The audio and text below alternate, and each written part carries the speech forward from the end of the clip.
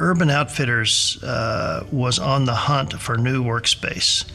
They were spread in several different locations in downtown Philadelphia. They had grown wildly over the years. So Garth and I went for an interview in the afternoon with the team. We sat around a table. They asked us lots of questions, talking about our beliefs, our philosophies. They took us on a little tour of the Navy Yard in Philadelphia, where they were planning on renovating 5 buildings for their new world headquarters. There wasn't much discussion about scope of work or the budget or anything, just more about how we would approach, a complex buildings that were quite old, had been abandoned, boarded up since 1994. Jeff Shear flew out, met the client, and basically won the project in under a week. And it's a time-sensitive project. We needed to be done with construction. In other words, move-in needed to happen in the spring of 2006. So be able to take a design from beginning to end in a normal process might take 2 years.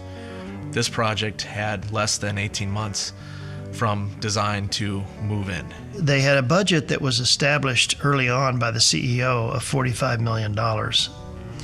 And just putting pencil to paper on the back of an envelope, I knew that the 300,000+ square feet was not going to be possible for what they were talking about for $45 million. But I said, well, they must know something I don't know. I'm not going to prejudge that. We'll see what we can do.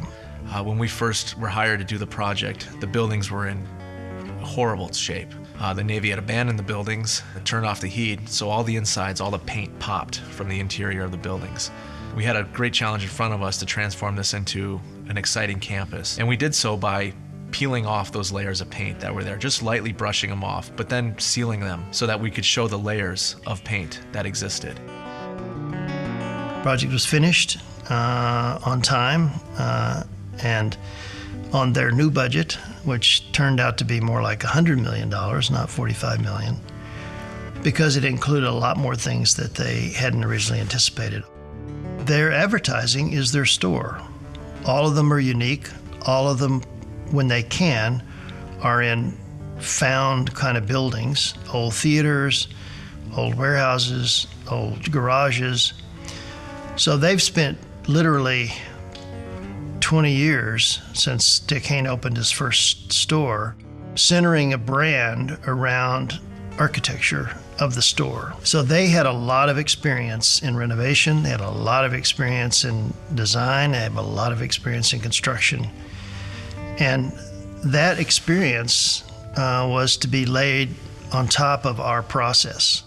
Building 543 for Urban Outfitters was probably one of the most challenging for lots of complex reasons. One, it was a huge industrial space used for bending plates for ships in the hulls of ships. And how do you occupy space that's 85 feet high and 85 feet wide and 400 feet long? It's a huge volume. It was the space that was done last because it was so complex to understand and to figure out what to do with. By far the favorite building that I like to go into with visitors is Building 543. And in the very south, you see the windows and you see a giant aircraft carrier that's parked outside the campus. But then in the foreground, you see all of the different parts of this eclectic building. It's just fun to see the expressions on their face. It's just wow, because there's no other place they've ever been. I should say there's no other place like it. Some of my favorite spaces in Urban Outfitters are the spaces between the buildings, not the buildings themselves. Because it's a series of 5 or 6 buildings that are also part of a larger whole, our work was not just limited to the actual buildings, but also the space in between.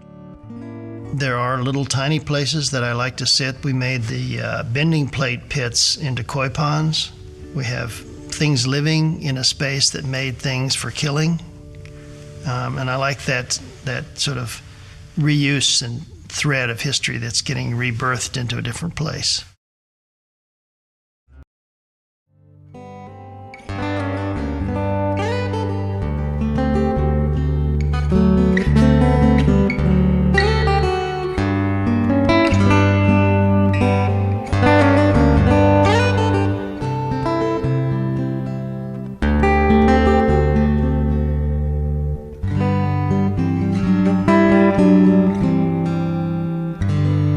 you.